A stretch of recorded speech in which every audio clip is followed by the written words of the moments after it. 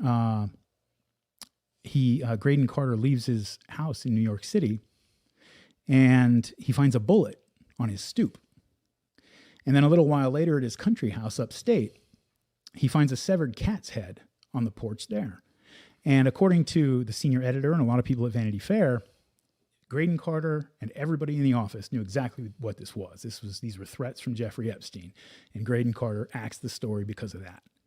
And so, you have to think, like, Vanity Fair, they've probably been threatened legally by people before who they're writing, exposés on. Every month. Yeah. And so to intimidate somebody like that in a magazine like that into doing that with such direct and overt threats, you look at it and you're like, man, what kind of confidence and hubris did this guy have that he felt confident doing something like this? The biggest magazine publisher in the country at the time, most important, published the New Yorker, like big deal place. But it worked, and it got axed, and probably because of that, a lot more girls got sexually assaulted over the next several years, So by the time Vicky Ward is interviewing Epstein in 2002, Vanity Fair at the time was like basically the in-house publication for the ruling class, the emerging ruling class anyway.